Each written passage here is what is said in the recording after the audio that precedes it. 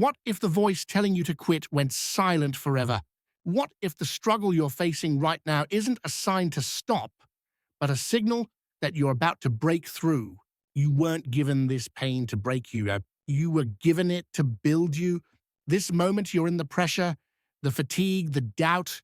This is not your exit. This is your proving ground, because no man has ever risen without first being broken. No empire has ever stood without storms, and no mind has ever been made of steel without first walking through fire. You say it's hard, then good. That means it's working. This speech is not here to soothe you. I did not come to give you permission to stop. I came to wake up the force that lives beneath your weakness, the version of you that fights, that executes, that refuses to crawl back into comfort. Let the quitters quit. Let the fearful retreat. But don't you dare quit. You've come too far. You've survived too much. And everything you fought for waits just beyond this pain. So you don't stop here. You don't break here. You build here. Now, stand up inside your own mind and let the world hear your silence louder than their noise. This is your hour. Let's begin. When the going gets hard, most men look for a way out. They begin to whisper lies to themselves. Maybe this wasn't meant for me. Maybe now is not the right time. Maybe I've done enough. But let me speak to the part of you that remembers who you were before the world taught you how to retreat. Pain is not your enemy. Pressure is not a sign to stop. Resistance is not a red light. It is a gatekeeper, a test, a sacred threshold that only the few, the builders, the doers, the deciders, will ever walk through. And the man who walks through it is not the same man who entered it. He is stronger, sharper, real. That's the purpose of hardship, to strip you down until all that remains is truth, until every excuse burns in the fire, until only the part of you that is unbreakable survives. Andrew Carnegie once told me something I never forgot. He said, "Adversity is the refining fire of destiny. It burns away the weak man. It leaves only the man who is ready to lead." Carnegie did not rise from privilege. He was a poor Scottish immigrant working in a telegraph office, earning almost nothing. But every hour he worked, he watched, he listened, he prepared, and when the opportunity came, he did not flinch, because the fire he walked through, the long days, the uncertainty, the low pay, had already forged his mind. And here you are, in your own fire. When I ask you, what will this fire leave behind? Will it leave a man who folded under pressure? Or will it leave a man so focused, so steady, so commanding that the world has no choice but to move around him? Charles M. Schwab was no stranger to pressure. As the right hand of Carnegie, he faced the storms of industry, the roar of competition, the resistance of men who were older, richer, more experienced than he. But what set Schwab apart was not genius. It was resilience. He did not fold. He moved swiftly, decisively. He led from the front when others were shrinking in the shadows. I once asked him how he dealt with fear. He said, "Mr. Hill, fear is a fog, and a man must learn to walk forward even when he cannot see." You may not see your future clearly right now. You may be in the fog of fatigue, surrounded by doubt. But hear me clearly, you still walk. You still move. You still build. Because the man who waits for clarity will never lead. The man who says, "I'll push when it's easier," will never arrive. Let's talk of Henry Ford, a man who was told his vision was foolish, that the car was a novelty, that it would never replace the horse. Even his own engineers said his idea for an 8-cylinder engine couldn't be done. And you know what he told them? Build it anyway. He said it not once, but over and over again until they did. Because Ford understood something the average man never will, that when everything seems to resist you, it's not always the world testing you. It's your mind asking, do you really want this? And you answer not with words, but with persistence. Relentless execution, unbreakable identity. Ford didn't stop because it was hard. He became Ford because it was hard and he kept going anyway. You think success comes with ease? You think the men who built nations, industries, inventions, movements, you think they did it with comfort? They did it tired. They did it misunderstood. They did it surrounded by doubt from others and from themselves. But they moved anyway because they had made a decision and never once opened the door to retreat. Let me be clear with you. If you are tired right now, good. It means you've been in the arena. If you are doubting right now, good. It means you're pushing the boundaries of what you thought you were capable of. If you are under pressure, good. It means you're doing something that matters. But I will not let you quit, because quitting now is not just a betrayal of your goals. It is a betrayal of your identity. And I know the man you are becoming, the one who keeps showing up, the one who listens not to fear, but to vision, the one who would rather suffer for purpose than coast in mediocrity. Let the crowd rest. Let them doubt. Let them walk away when it gets heavy. But you do not get to quit, because this fire you are in, it is making you. And when you rise from it, not if when the world will know that you were not lucky, you were not gifted, you were not saved, you were forged. Keep going. Don't you dare quit. You must understand something now, perhaps more deeply than you ever have before. The pain you feel today is not a punishment. It is a process, a sacred rite of passage, a furnace that burns away the soft edges, the hesitations, the illusions, and leaves only iron. And yet, what do most men do when they feel that fire? They run, they look for comfort, they retreat to what is familiar. But you will not do that. You were not built to run. You were built to withstand. You were built to build, and nothing worthy has ever been built without cost. Let us speak plainly. There will be days when nothing goes your way, when the voices around you question everything you're doing, when even the small steps forward feel like dragging stone uphill. And on those days, the temptation will whisper, maybe I should pause. Maybe I should slow down. Maybe I should quit. But those whispers are not your voice. They are the voice of drift, the voice of old identity, trying to drag you back to safety, to comfort, to the version of you that never finished anything. And you are done living like that. You must now speak louder than those whispers. You must say, no, I am not going anywhere. I may be tired. I may be stretched, but I'm not broken. I will not fold, and I will not leave this chapter unfinished.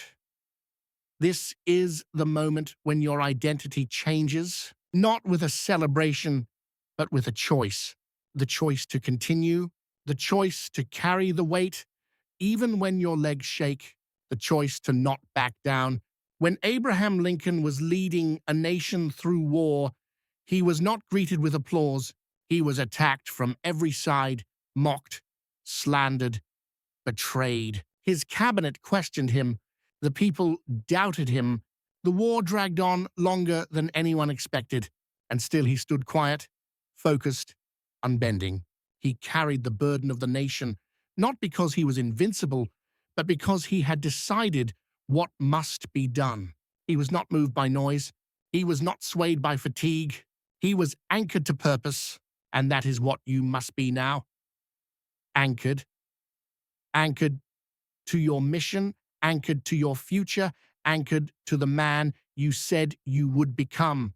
There will be no applause for this decision, no audience watching, no instant reward, just silence and pain and progress. But make no mistake, every day you push through this storm, you're building a life that no storm can shake.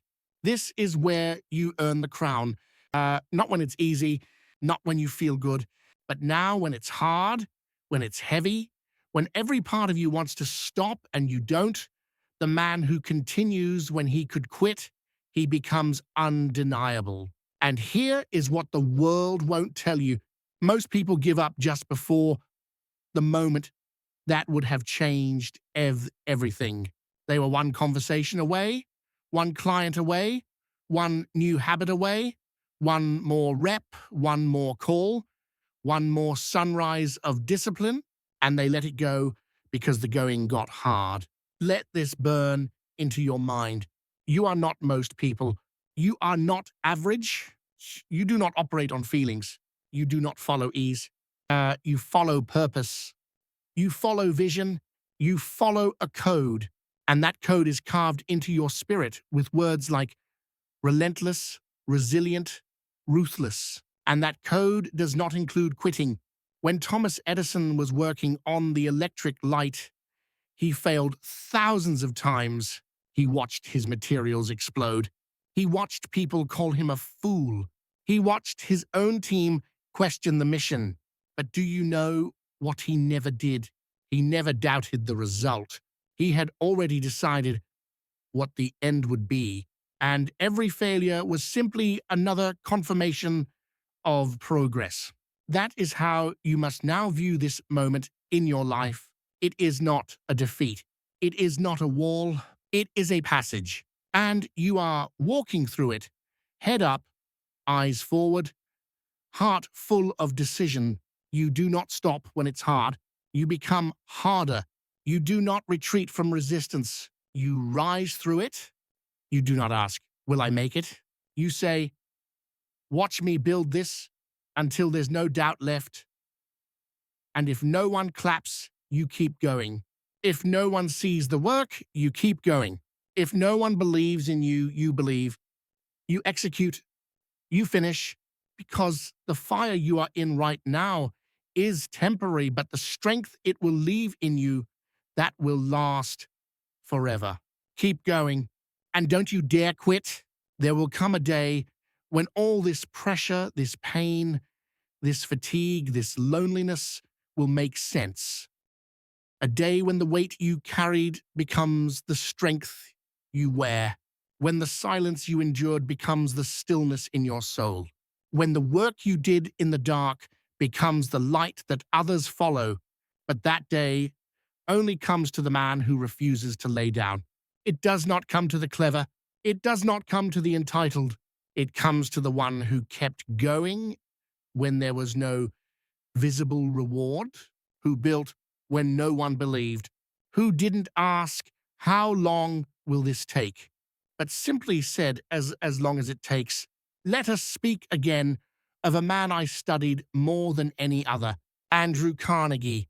When he first arrived in America, he was a poor immigrant boy. He had nothing but hunger. Hunger for knowledge, for opportunity, for greatness. He began as a messenger boy in a telegraph office. And do you think his path upward was paved with ease? Number, he worked long hours. He sacrificed comfort. He was overlooked, underpaid, and doubted. But he continued. Each job he took, he gave more than was expected. Each obstacle he faced, he used as training. He endured the strain because he had a vision far greater than his conditions. And through relentless forward motion, through sacrifice without applause, he built an empire of steel and became the wealthiest man of his time. But more than his fortune, it was his example that matters. He showed us that greatness is not born, it is built, and it is built in silence, in sweat, in hard decisions, in perseverance when others would have crumbled. That same blood runs through you. That same fire exists in your mind. You are not just here to survive. You are here to build, to create, to lead, and the only way to fulfill that calling is to keep walking, especially when your legs shake, because this is where most men quit. They confuse pressure for punishment. They confuse discomfort with failure.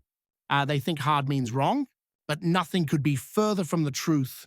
Hard means you're being forged. Hard means you've left the old self behind.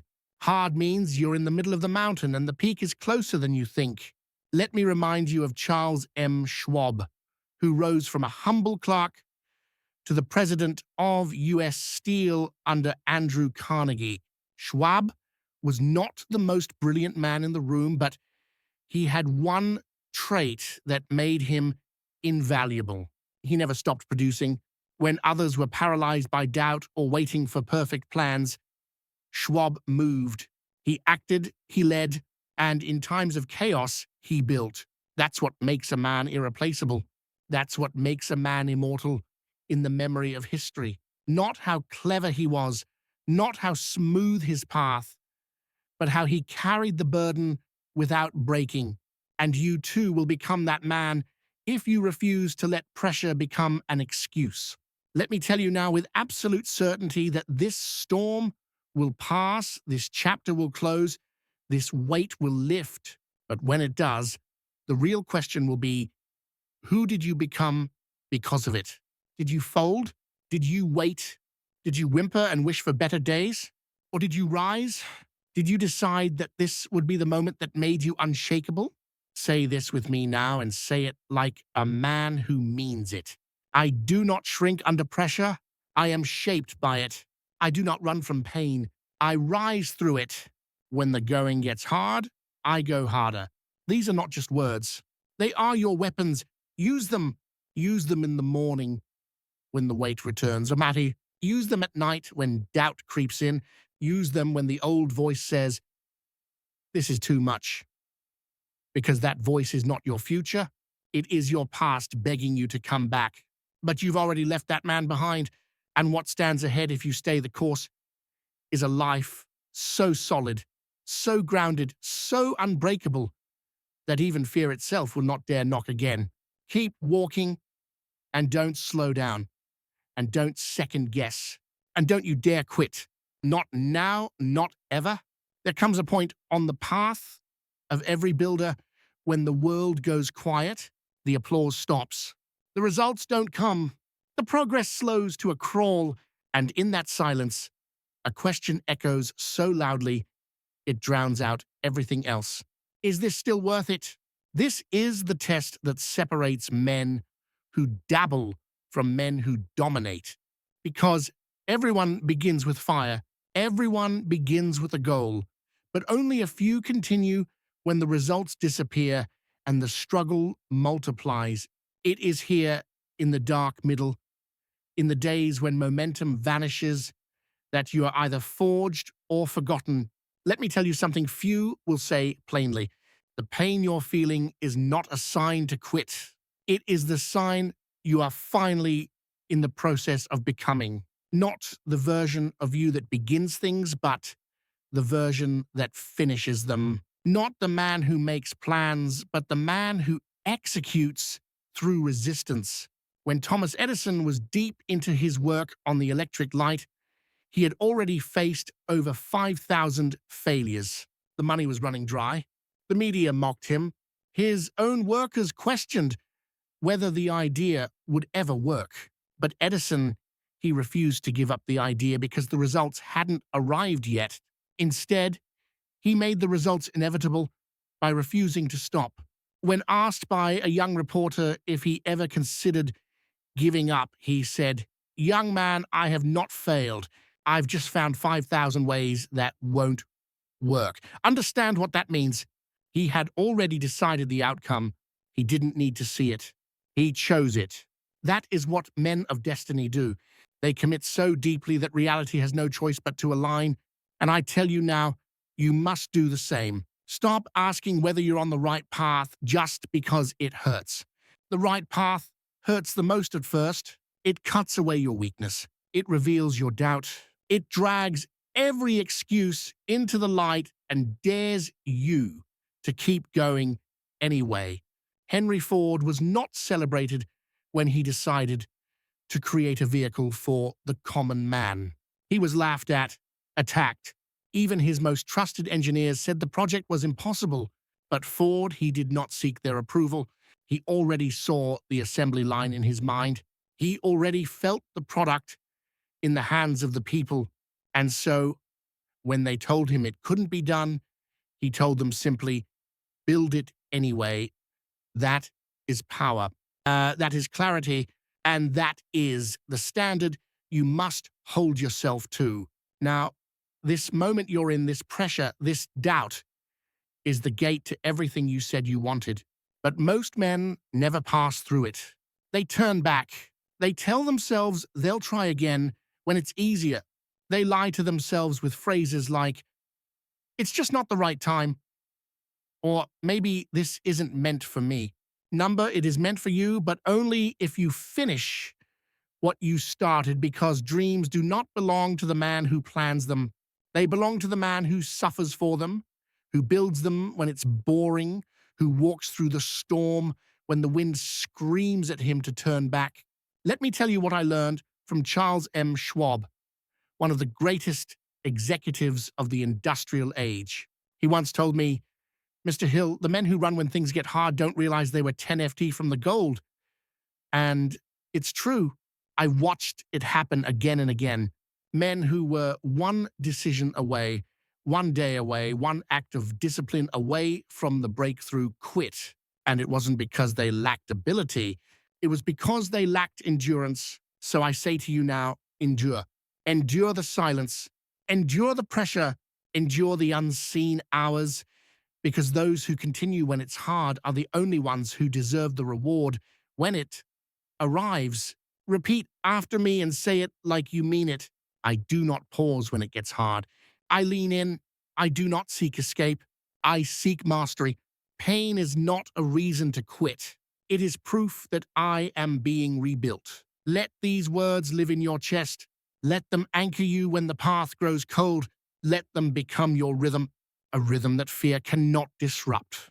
Because the man who keeps walking, even when the light disappears, even when the applause dies, even when no one believes, he does not just survive the storm, he becomes it. There is a secret the world rarely speaks aloud, a truth known only to the few who have stood on the edge of collapse and kept moving. Your greatest strength will always be revealed when you have no strength left. Not when you're motivated, not when you're winning, but when you're tired, alone, questioning everything. It is in those moments when most men fold that the man of destiny is shaped. You see, when the going gets hard, your old identity begins to die. The identity that sought comfort, that wanted quick results, that needed praise to keep going, that version of you cannot survive the pressure, and that's a gift. Because pressure doesn't just break men, it purifies them. Let me tell you about Abraham Lincoln. When Lincoln entered the White House, the country was already splintering. States were seceding. War was inevitable. Advisors wavered. Public confidence was low. And the weight of a divided nation sat squarely on his shoulders. But Lincoln didn't waver. He didn't look for easier answers or defer responsibility. He sat with the pressure. He carried the burden. And through that relentless endurance, he gave America its spine. He didn't become a giant because it was easy. He became one because he kept showing up when most men would have collapsed. That's the kind of man you must become now. You're not in this for a convenient victory. You're in this to evolve, to shed everything soft and fearful in you and emerge as a man who leads his mind, commands his emotions, and moves with unwavering direction. Let me say this again. The going gets hard not to stop you, but to stretch you. You want courage. It's built when your hands shake and you move anyway. You want discipline. It's forged when your body says rest and your mind says one more. You want belief. It is grown by continuing through days when your thoughts try to betray you. Andrew Carnegie, the man who shaped my understanding of wealth and will, once told me, "No man becomes powerful until he no longer requires things to be easy." He meant this, truly meant it. He didn't seek the path of least resistance. He chose the path that demanded his entire being because he knew it was there, and only there, that his greatness would rise. He told me, "The mountain does not grow smaller. You grow stronger. And you, my friend, are growing stronger now, even if you don't feel it yet. So let us make this practical. When the going gets hard, and it will, here is what you do. You do not retreat. You take one small action even if it's imperfect, even if it's invisible to the world. Action, not motivation, is your lifeline. You return to your aim, revisit your definite purpose, read it aloud, reconnect to your mission. Fear multiplies in men who forget why they started. You eliminate the noise. Don't explain your fatigue to anyone. Don't seek comfort from people who've never built anything. Sit in silence and remember who you are. You rehearse your power, repeat it. I was made for this. Say it with certainty, not because you feel strong, but because you decide to be. And then you continue. You continue when no one's watching. You continue when the applause stops. You continue when fear whispers maybe this isn't worth it, because your consistency in pain, in pressure, in silence is the evidence that you are becoming a man this world cannot break. So let me leave you with this. Say it out loud with force, with fire, with no hesitation. I am not done. I am not finished. I do not quit. I rise, because the man who becomes unstoppable is not the one who starts fast. He is the one who refuses to stop, no matter how slow the path becomes. And that man is you. There will come a moment in every man's journey, a quiet, almost invisible moment, when the pain becomes louder than the progress, when the goal you once shouted with certainty now feels like a whisper beneath the weight of struggle. That moment is not a sign to stop. It is a signal that you are nearing the threshold where most turn back and the few press forward. Let me be clear. Pain is not the enemy. The enemy is comfort, the seductive whisper that tells you to settle, to ease up, to coast. Comfort is the true killer of greatness because it doesn't arrive like a storm. It shows up like a warm bed on a cold morning and convinces you to stay there forever. Charles M. Schwab, one of the greatest steel magnates of his time, understood this with deadly clarity. Schwab worked under Carnegie not because he was the most skilled man in the room, but because he had the fire to endure pressure most men avoided. When production quotas weren't met, when tensions rose in the ranks, Schwab didn't hide behind reports or delay action. He walked directly into the furnace of the problem and stayed there until a solution appeared.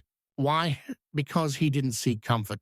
He sought growth, and he understood that growth and comfort are enemies. That's the lesson here. Pain is not punishment, it's preparation.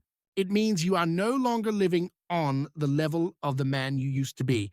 You are stepping into something higher, something heavier, and the muscles of your mind, your will, and your character are breaking and reforming under the strain.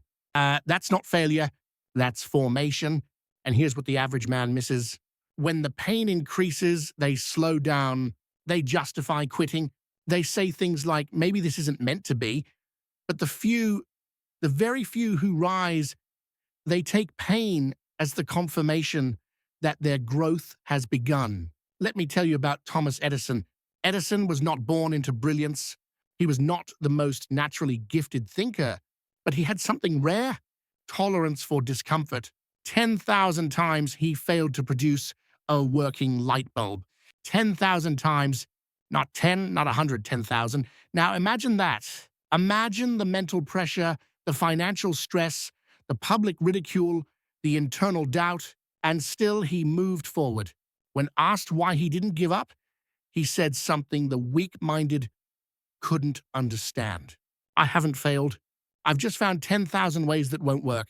Now pause, reflect. That is not a man running from pain. That is a man who embraced it so fully, so relentlessly that the pain became irrelevant, just part of the process. And if he could do that with the world doubting him, with nothing but setbacks in his hands, what excuse have you? You are not too tired. You are too comfortable. You are not broken. You are being broken open. You are not stuck. You are being called to move with more force than ever before. So here is what I demand of you in these moments.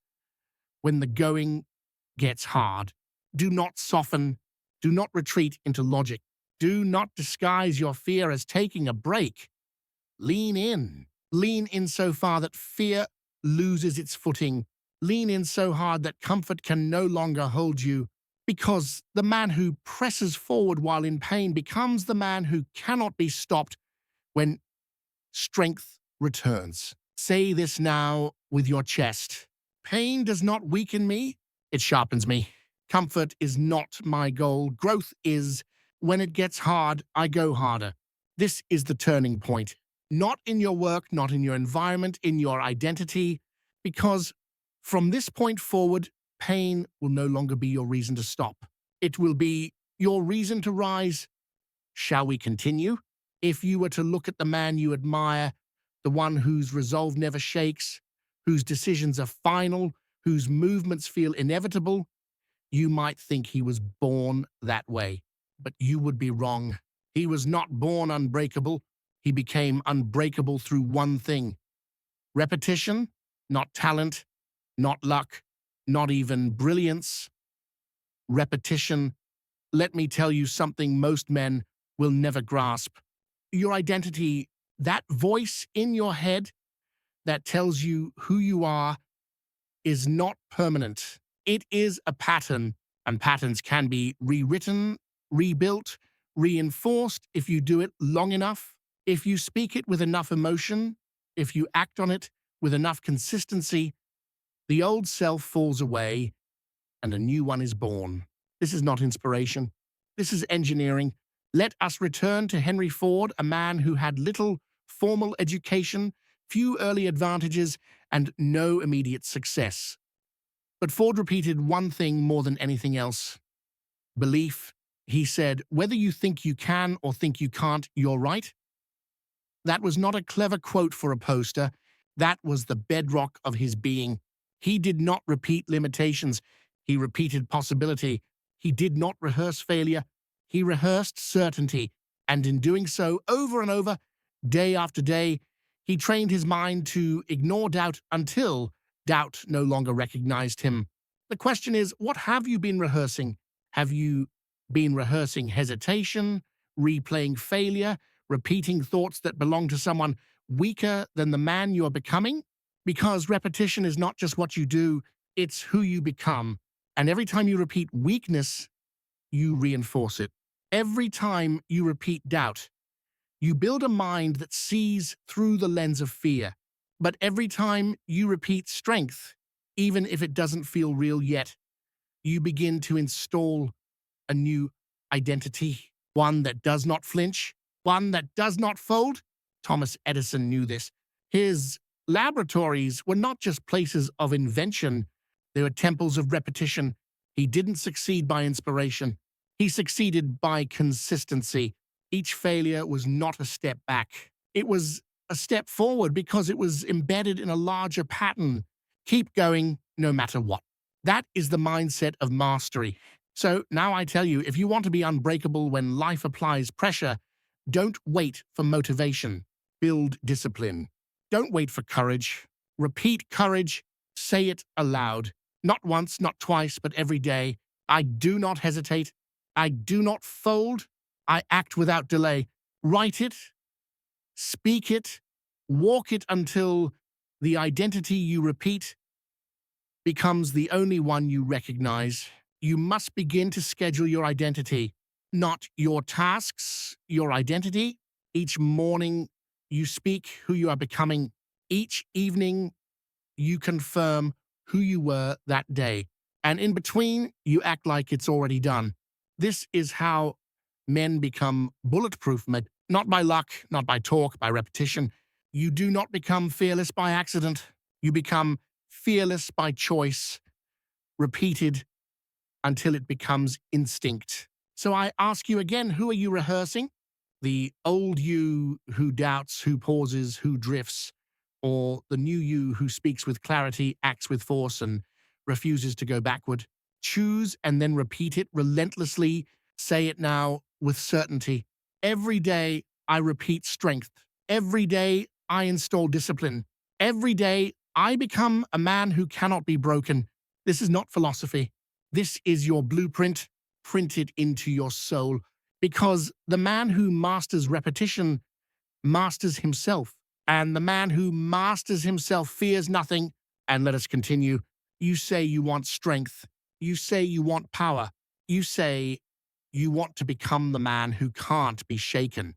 But let me ask you, what do you do when pressure comes? Because every man talks about greatness until the weight hits, until the trial shows up, until life presses its hand against your chest and asks, do you really mean it? Pressure is not the enemy. Pressure is the test. It is the proof of who you are. When you build a sword, it must pass through fire. When you build a man, he must pass through resistance. That's how greatness is forged. Not in peace, but in conflict. Not in applause, but in silence. Not when things are easy, but when everything screams, quit, and you say no. Thomas Edison understood this better than most. The man failed over 10,000 times before the light bulb gave birth to success. And do you think those failures were quiet? Do you think they didn't come with voices from the world, from his own mind saying enough is enough? But Edison didn't flinch because he had already decided. The pressure didn't scare him, it clarified him. It revealed the steel in his spirit. And that's what pressure does. It reveals you. If you fold, it means you never truly built the foundation you claim to have. But if you rise, even if it hurts, even if you shake, even if your hands bleed, then the pressure becomes your birthplace, not your grave. Abraham Lincoln, in the darkest night of American history during the Civil War, was being torn from every side. Half the country hated him. His allies doubted him. The blood of brothers spilled on soil meant for union. And yet Lincoln did not fold. He bore the pressure. He passed through it because he had a vision of unity stronger than the pull of destruction. That vision made him unshakable. You too will face your war. It may not be on a battlefield. It may not be public, but it will come. The day when your strength is not theoretical, it must be proven. And that day will define you. Let me be very clear. If you run from pressure, you run from power. If you avoid stress, you avoid strength. If you seek only ease, you sentence yourself to weakness. But if you embrace the pressure, if you see it as the opportunity to become the man you claim to be, then every burden becomes a tool, every trial becomes a teacher, and every storm becomes a forge for the unbreakable spine you're building. Let me give you a principle that will serve you for the rest of your life. Pain is not punishment. It is permission to rise. The moment you feel resistance, that is the moment most men quit. But not you. Not anymore. Because now you know pressure isn't in your way. It's your path. And every second you endure it, you become harder to stop. Say this aloud. Pressure does not weaken me. It reveals my strength. Resistance is not the end. It is the beginning. Every time life tries to break me, I grow sharper. You do not become a diamond in silence.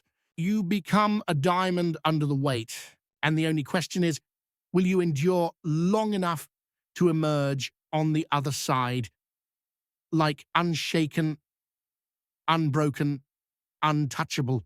Repeat this daily, and you will. Because the man who trains under pressure is the man who cannot be defeated. Let us move forward. There is a truth that every man must face sooner or later, and most wait too long to face it. You cannot reach the summit with one hand still holding the safety rope.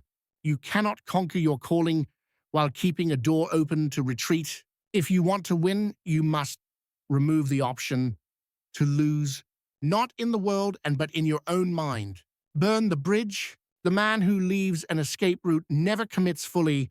His energy is divided, his mind is conflicted. And fear lives in the presence of options. Options to delay, options to retreat, options to play it safe. But the man who decides, really decides, leaves no room for backtracking. He burns the boat. He shatters the lifeline. He commits to the path, even if the road turns steep, dark, and painful. Because for him, the outcome is not a possibility, it is a demand. Andrew Carnegie taught me this law firsthand. He once said, "A man who seeks greatness must first destroy every excuse that allows him to remain small," and he lived it when he decided to rise from poverty and become the world's industrial leader. He didn't leave a back door open to comfort or mediocrity. He worked like his life depended on it, because it did. Carnegie didn't chase wealth. He chased commitment, full, unflinching commitment to a singular aim, and that commitment made every obstacle temporary. Henry Ford did the same. When he faced financial collapse, public humiliation, and fierce competition, he didn't search for another industry to pivot into. He didn't entertain thoughts of failure. He didn't ask, "What if it doesn't work?" He said, "It will work because I refuse to entertain anything else." That's what burning the bridge looks like. And it's not poetic.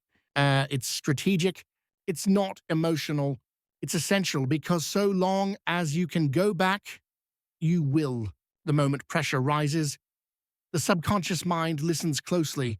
If you feed it doubt, even subtle doubt, even hidden doubt, it will find a way to sabotage you. But when you say there is no going back, and you reinforce it with repetition, decision, and action, your subconscious aligns with the mission. It says, "We have no other choice but to win, and let me tell you plainly, you will not make it to the end of your purpose while dragging the past behind you. You will not become the man you were born to be while still clinging to the excuses of the man you used to be." So ask yourself, what bridges must you burn? What exits must you close? What version of you must you bury so that a stronger one can rise? This is not about recklessness. It's about finality. It's about telling your own mind, "We do not turn back." Say this now: "I do not entertain escape. I do not flirt with failure. I move forward and I do not look back." Let those words become the wall that keeps fear out. Let them become the foundation that your identity is built upon. You don't need more motivation. You need more finality. You need to burn the bridge that once kept fear alive and walk into your future with nothing but fire behind you, because the man who leaves no way back becomes the man who must find a way forward. And he always does. Let us press into the next part, where we will destroy the illusion of perfect timing and unlock the mindset of immediate execution. Shall we? There is a dangerous lie that has stopped more men than failure ever could. It is the myth of the right time, the belief that one day, when the stars align, when the pressure fades, when the finances are perfect, when the confidence arrives, then a man will act. But let me make it clear, there is no right time. There is only now and not now. That's it. Every other category is fiction. The man who waits for ideal conditions is the man who dies with his best work still trapped inside his mind. Thomas Edison didn't wait for permission. He didn't wait for the perfect team, the perfect lab, the perfect headline. He began, he acted, and he failed more times than most men ever attempt. But those failures were action failures, not hesitation failures, and that is why he succeeded. Understand this deeply. Motion attracts momentum, but hesitation attracts more hesitation. Every time you delay, your subconscious mind hears the delay and thinks, "This is dangerous. We aren't ready. Let's not move." And so it wires you with fear, and soon the idea that once lit your soul now terrifies you, not because it's impossible, but because you paused. Let me share something that Henry Ford understood better than any man in his generation. Speed matters, not speed in results, speed in decision, speed in execution.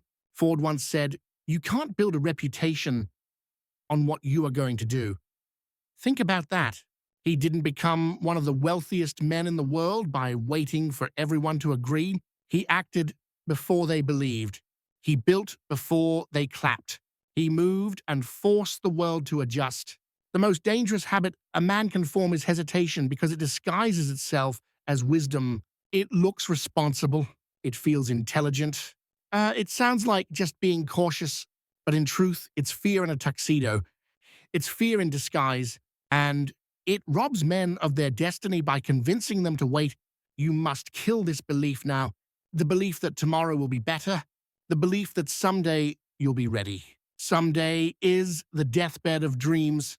No man becomes great by accident. No man looks back at a life of mastery and says, I waited until it felt perfect. And he says, I moved when it was hard.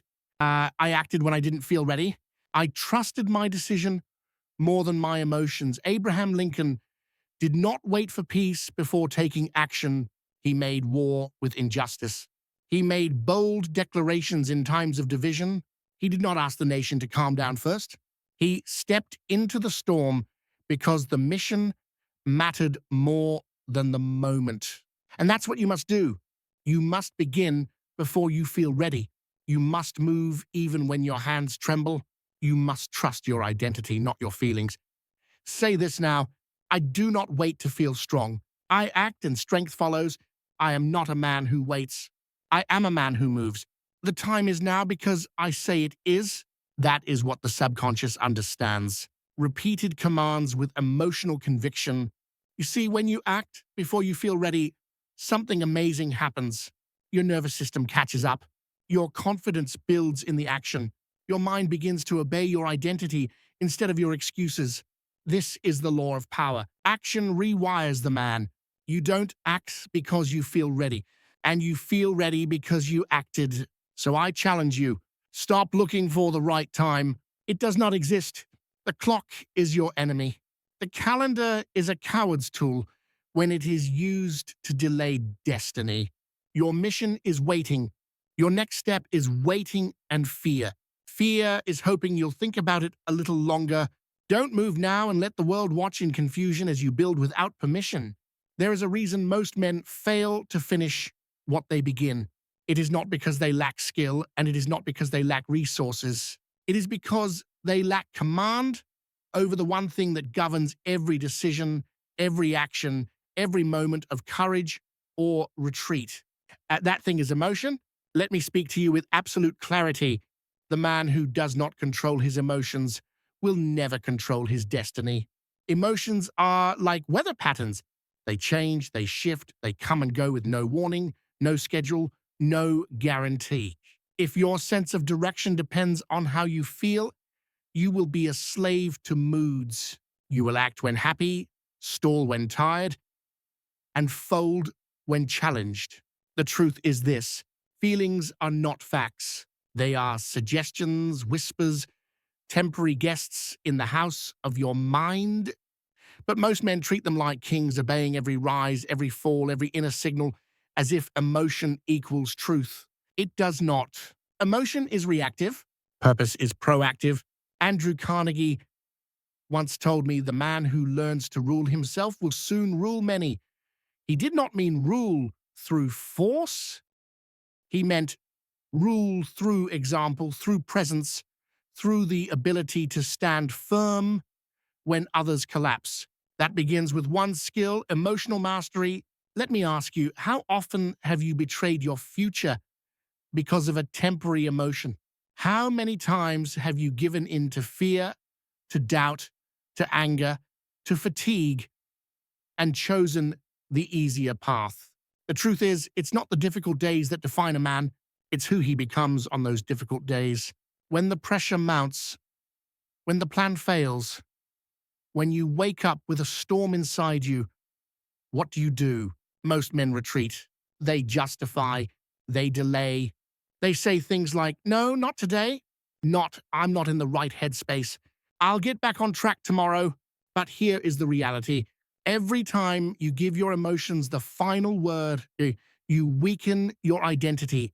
You teach your subconscious that your feelings are more powerful than your mission, and soon that becomes your rhythm. But the man who masters himself, he acts despite how he feels. He does not deny his emotions. He overrules them. That is what separates the builder from the dreamer. Let me give you an example. Thomas Edison had every reason to quit. 10,000 failures, public mockery, financial strain, the pressure of time, expectation, and doubt. But he did not allow frustration or fatigue to become his guide.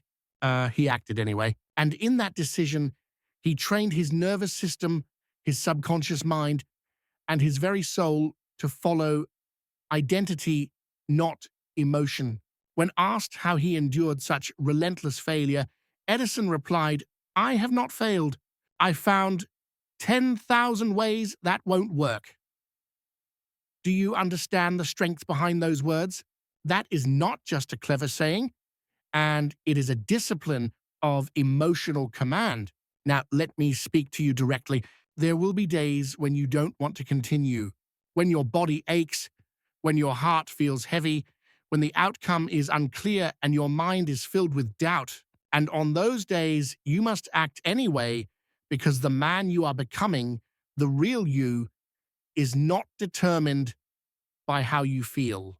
He is revealed by how you respond when your emotions scream for retreat. Emotional control is not about pretending. It is not about suppressing your pain.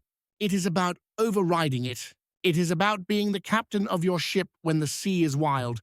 Henry Ford was no stranger to emotional storm. He was criticized by newspapers, betrayed by partners, doubted by the masses. Yet he continued to build because he had trained himself to act with mechanical consistency. Whether the day was easy or brutal, Ford moved forward. That consistency became his edge. So how do you build this kind of control? Let me teach you the discipline. Name the emotion, but don't obey it. When the fear rises, say, "This is fear." When anger comes, say, "This is anger." But then you say, "I do not obey this. I act anyway." Why? Because naming separates you from the feeling. It removes the illusion that you are the emotion. You are not. You are the observer. And the observer can choose. Anchor yourself to identity, not mood. Your identity must be more powerful than how you feel in a single moment. You must rehearse this truth every day. I am the man who moves no matter what. Say it aloud. Say it often. Let your subconscious hear it until it becomes default. Because if your identity is tied to action, not comfort, your actions will rise above your state. Create rituals that activate power. The greatest men I've studied did not wait to feel powerful. They had rituals to summon it. Andrew Carnegie meditated daily on his definite purpose. Charles Schwab would begin each morning by reviewing his mission, not checking the news or gossip. You must do the same. Create anchors. It may be your affirmations, a cold shower, a walk in silence, a declaration in the mirror. Whatever it is, repeat it daily, because repetition creates emotional stability. Expect resistance and welcome it. The builder does not curse the hammer for being heavy. He trains with it. So when the emotion comes, the fear, the doubt, the fatigue, do not be shocked. Welcome it like an old rival. Smile and say, "You came again. Good. Let's dance." And then you act. You move anyway. Let me remind you what Abraham Lincoln carried on his shoulders. The fate of a divided nation, the burden of civil war, the screams of public criticism, and yet he endured. He wrote, he led. He did not allow his private pain to become public paralysis. That is emotional control. It is not about being numb. It is about being so aligned with purpose that the emotions of the moment cannot detour you from the mission. Say this with me now. I am not my feelings. I am my decisions. I do not obey emotion. I obey mission. I feel fear. I feel doubt. But I move anyway because I lead my state. These are not affirmations. These are commands. You speak them not to soothe yourself, but to restructure yourself. Because every time you act with power while feeling weak, you build a spine made of steel. And over time, the fear that once ruled you becomes a whisper. The doubt that once stalled you becomes irrelevant. The hesitation that once kept you in place becomes impossible to access because your identity no longer allows it. This, my friend, is the fruit of emotional control. You do not wait for peace to move. You bring peace with your movement. You do not seek calm. You embody it, and when the going gets hard, when the weight is heavy, you do not collapse. You rise, you act, and the world adjusts. Let us now move forward into the next and final part of this speech, where we plant the flag of finality and declare war on retreat itself. We will bring together everything we have learned and finish what we started. Are you ready? Let us now speak the final word, not to conclude, but to begin again with more certainty, more power, more fire than you have ever known. Because this is not the end of a speech. This is the birth of a new man. And that birth does not happen with a single decision. It happens with repetition. You must hear these words again. You must speak these truths again. You must return to this message not once, not twice, but daily until the version of you who used to hesitate, who used to fold, who used to shrink, is no longer alive. Because the transformation you desire is not a spark. It is a rhythm. It is the daily, deliberate, unrelenting reinforcement of identity until it becomes unquestionable. You do not listen to this once and change. You install it. You do not treat this as inspiration. You treat it as instruction. You do not wait for the message to return to you. You return to it. That is what the greatest men I ever studied understood. Andrew Carnegie did not become powerful through a single conversation or flash of insight. He returned to his beliefs every day. He repeated his purpose.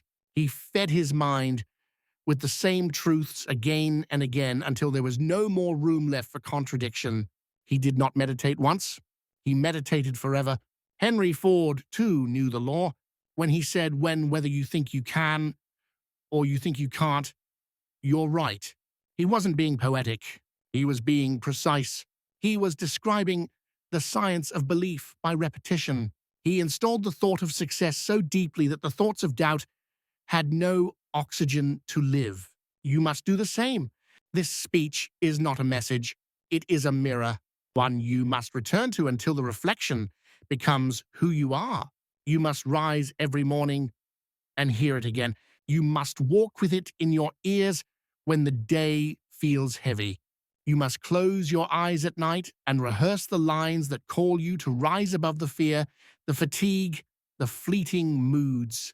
Because every time you repeat this speech, you drive it deeper. You dig a new trench in the landscape of your subconscious. And that trench becomes the path. Your thoughts begin to walk automatically. Let me be clear. The man who listens once is entertained. The man who listens 10 times is inspired. But the man who listens daily and speaks the words with power, he becomes transformed. This is the law of autosuggestion. This is the science of identity. You must burn these truths into your soul. Say this with me now. I will not forget who I am becoming. I do not let fear rewrite my programming. I repeat power until power becomes natural. Because the truth is simple, my friend. You are not weak. You are not broken. You are simply untrained. And the training begins with repetition. Every man who became great, Edison, Carnegie, Ford, Schwab, Lincoln, they all knew the same secret. If you repeat belief with emotion long enough, it replaces every limitation. So I say this now with force and finality. Do not leave this message behind. Do not move on to the next thing. Do not treat this speech as another dose of motivation. This is your discipline. Now you wake up, you play this speech, you walk alone, you repeat its words. You feel doubt creeping in. You override it with these lines because repetition is not boring. It is the chisel that shapes the stone. And if you want to be forged, and if you want to be unshakable, immovable, undeniable, then you must hammer these truths into your spirit daily. You will forget. You will drift. That is human. But if you repeat, if you return, if you recommit to these truths again and again, eventually you will wake up one morning and the man who feared the world, he will be gone. And in his place, a man who moves with silence, a man who walks through resistance like wind, a man who no longer hopes for strength because strength has become his default. Repeat. That is the instruction. Not tomorrow and now. Repeat until doubt cannot find your name. Repeat until hesitation cannot enter your posture. Repeat until your voice carries the weight of identity, not effort. Repeat until your actions no longer require motivation. Repeat until discipline becomes nature.